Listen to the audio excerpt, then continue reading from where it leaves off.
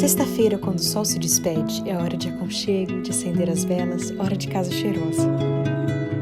A penumbra da tarde de sexta é hora de comida boa, de risada, de família perto, de música bonita. É hora de cantar e de ouvir, de falar e calar. É o momento de lembrar de onde viemos e para onde vamos, de aquecer a alma com a presença do Eterno, que é o Senhor desse dia. É o nascer de um dia e no morrer de outro. É a lembrança, a herança e a aliança que nunca morre. O sol baixando é o sinal, o momento de parar, respirar e viver as próximas 24 horas em completo estado de entrega, com o peito aberto para amar e os ouvidos prontos para ouvir. Esse é o sábado e ele começa no pôr do sol.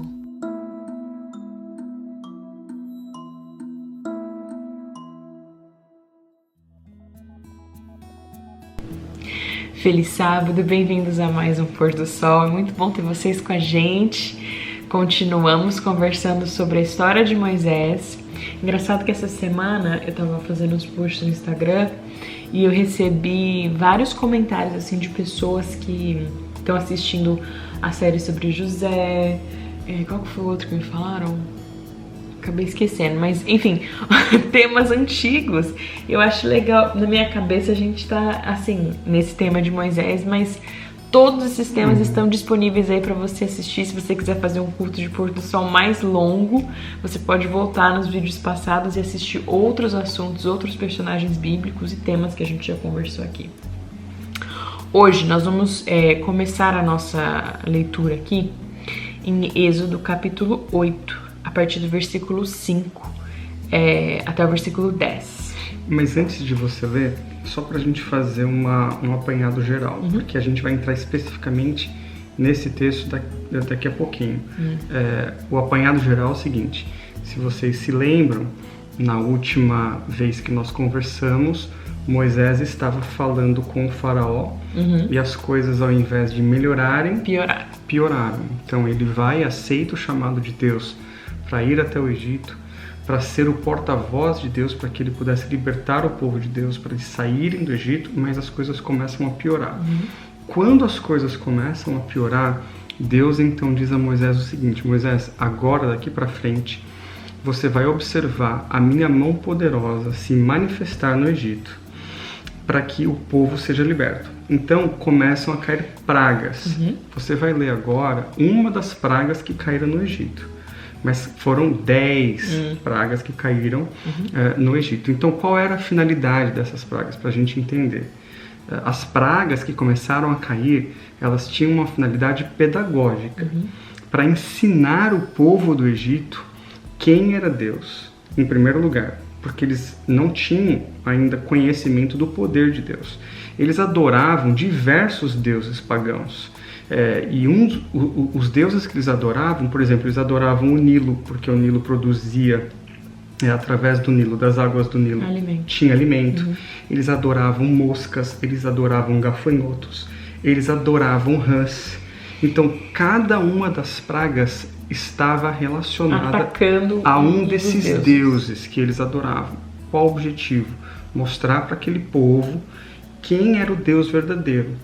Então Deus tinha, na verdade, amor por eles. Ele queria, na verdade, mostrar para eles, para esse povo, o povo do Egito, e para o povo dele também, o seu poder, com o objetivo de que eles pudessem aceitar Deus, o Deus verdadeiro. Vamos ler aqui. Êxodo capítulo 8, versículo 5.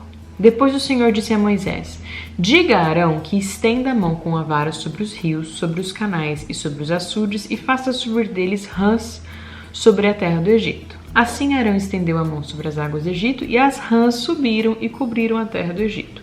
Mas os magos fizeram a mesma coisa por meio das suas ciências ocultas, fizeram subir rãs sobre a terra do Egito. O faraó mandou chamar Moisés e Arão e disse: orem ao Senhor para que ele tire essas rãs de mim e do meu povo. Então deixarei o povo ir e oferecer sacrifícios ao Senhor. Versículo 9. Moisés disse a faraó: tua é a honra de dizer-me quando devorar por ti, por teus conselheiros e por teu povo, para que tu e as tuas casas fiquem livres das rãs e sobrem apenas as que estão no rio. Amanhã, disse o faraó. Moisés respondeu: será como tu dizes. para que saibas que não há ninguém como o Senhor, o nosso Deus. Então você vê aí que um dos objetivos, Moisés fala no fim, para que você saiba que não há ninguém como o Senhor nosso Deus. Mas como que a gente relaciona, por exemplo, esse fato de que os magos do Egito podiam replicar essa praga? Existe sim uma guerra espiritual e dos dois lados existem forças ocultas, né? Nós não conseguimos explicar o poder de Deus e também do outro lado existe um inimigo poderoso que eu não sei como ele age, mas ele tem poder e o poder dele se manifesta também. Então, dentro desse contexto que a gente está lendo, dessa batalha espiritual, porque tudo isso aí que a gente está vendo entre Moisés e Faraó, por trás de tudo isso existe uma guerra espiritual. Como li lá no livro de Efésios, capítulo 6, fala: nós não guerreamos contra carne e sangue, mas contra principados e potestades. Ou seja, por trás, no pano de fundo da história, é uma guerra espiritual. Na nossa vida, todas as coisas que acontecem por trás do pano de fundo, existe uma guerra espiritual.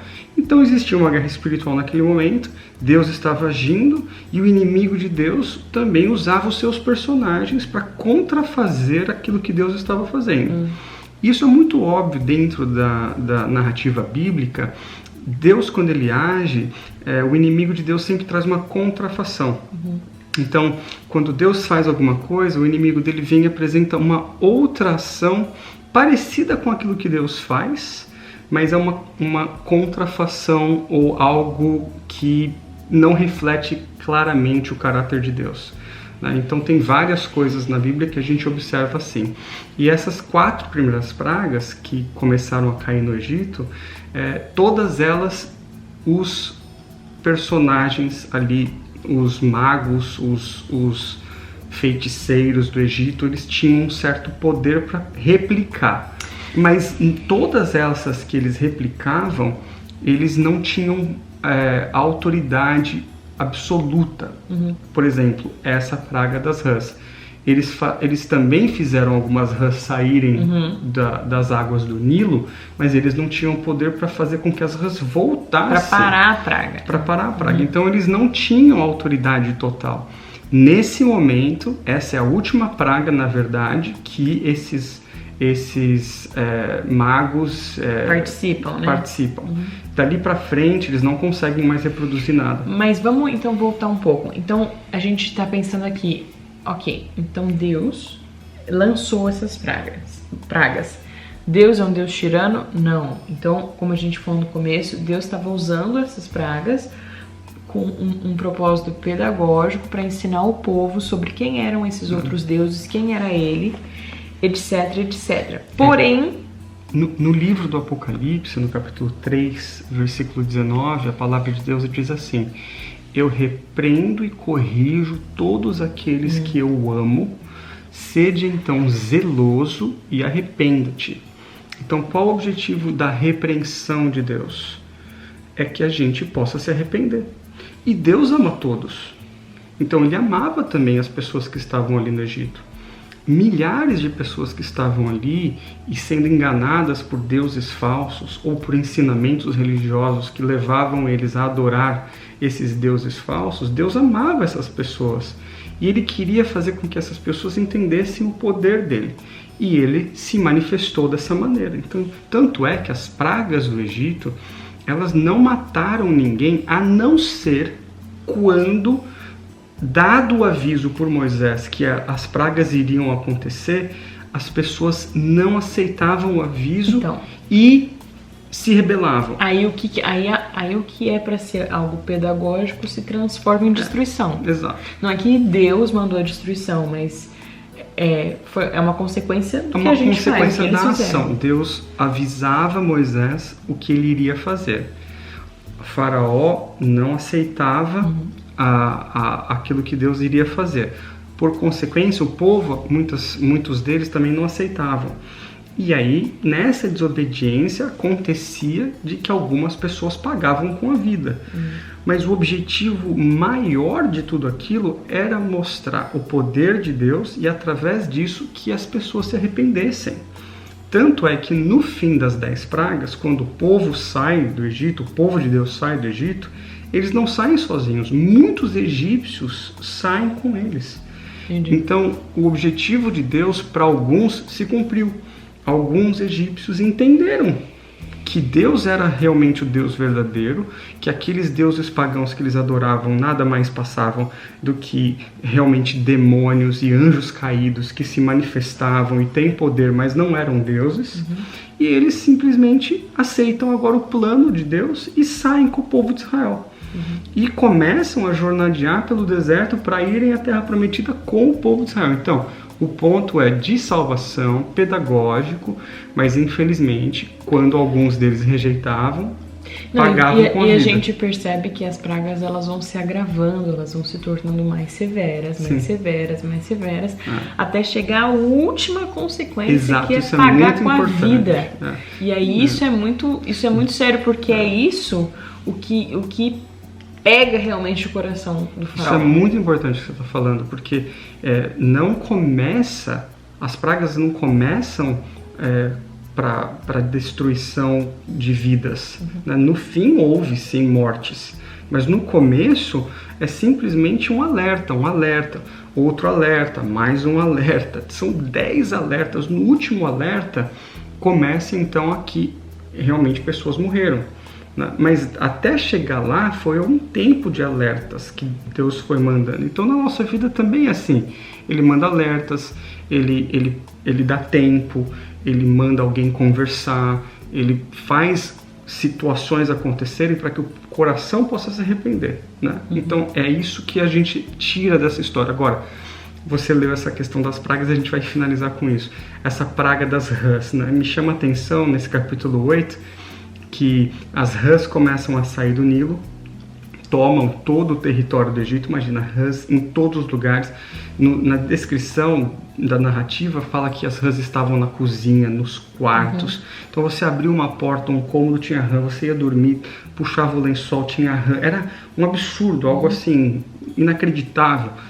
E aí o faraó não conseguia fazer com que as rãs voltassem para o Nilo, chama Moisés e fala: Moisés, pede para Deus para retirar essa praga, porque não tem mais condição de viver. E aí Moisés fala para Faraó assim: quando você quer que as rãs voltem para o Nilo? Isso é muito interessante, porque se fosse eu, na minha situação, eu já não estou aguentando mais rã, né? Você abre a geladeira, tem rã. Você abre o fogão, tem rã. Você vai no banheiro, as rãs. Você vai dormir, rãs. Se fosse eu e alguém falasse para mim: quando que você quer que Deus resolva o seu problema? Eu ia falar: dá para ser agora? Dá para você orar nesse momento para que isso termine? Mas o faraó virou e falou assim: amanhã. Ele passou uma noite a mais com as rãs. É surreal. Porque ele não queria acreditar que Deus tinha realmente poder para fazer. Talvez ele pensou assim: vai que à noite elas desaparecem, elas voltam, né, pro rio, e aí realmente foi obra do acaso. E na nossa vida a gente faz assim, né? A gente às vezes espera demais, a gente não confia que Deus tem poder para resolver hoje. Talvez você fique postergando uma decisão, você pensa: não, mas o banco vai resolver, mas o meu patrão falou que vai resolver, mas talvez alguém vai aparecer. E você pensa assim: poxa, e se você orar agora? Deus, tira as rãs da minha vida hoje, agora, nesse momento. Eu não quero amanhã, eu quero agora, porque o Senhor tem poder para fazer isso. Tanto é que Moisés falou: tá bom, amanhã, que horário que você quer? De manhã, de tarde? Quando o faraó fala quando ele queria, foi exatamente naquele horário. Então ele passou uma noite a mais com as rãs, desnecessariamente. Quantas rãs a gente ainda vai ter que dormir junto? Que a gente não escolha passar mais um minuto com as rãs da nossa vida. Porque Deus tem poder para retirá-las hoje, se assim você quiser. Lembre-se, essas pragas não tinham objetivo de destruição. Deus não tem objetivo de destruição. Deus tem objetivo da salvação. Mas, infelizmente, se nós continuarmos nos nossos caminhos errados, apesar dos alertas, nós teremos que sofrer as consequências das nossas decisões. Que a gente consiga se render aos avisos de Deus, à maneira pedagógica de Deus nessa semana. Não sei o que te aguarda, não sei o que nos aguarda, mas que a gente consiga ter essa sensibilidade de perceber a voz de Deus falando com a gente e que a gente entenda que Deus nos corrige porque Ele nos ama. Deus abençoe você, que o seu sábado seja abençoado e vamos orar. Vamos orar. Senhor Deus, obrigado pela Tua palavra, pelas lições que aprendemos. Apesar de, quando lemos aqui sobre a questão das pragas, às vezes a gente fica até com medo dessa reação que o Senhor teve. Mas quando a gente entende que o Senhor agiu por amor, por misericórdia, querendo mostrar o seu poder para que as pessoas pudessem te conhecer, nós então fazemos um paralelo com a nossa vida e percebemos quantas vezes o Senhor já nos mandou alertas atrás de alertas para nos chamar a atenção, para que nosso coração possa simplesmente se arrepender dos nossos caminhos e voltar ao Senhor. Também aprendemos nessa noite sobre a questão das rãs. E eu não sei quais são as rãs que estão aí na vida dos meus amigos que estão nos assistindo, que o Senhor possa, nessa noite, fazer um milagre e retirar todos esses males, para que a gente consiga enxergar o seu amor por nós. Em nome de Jesus. Amém. Feliz sábado. Feliz sábado.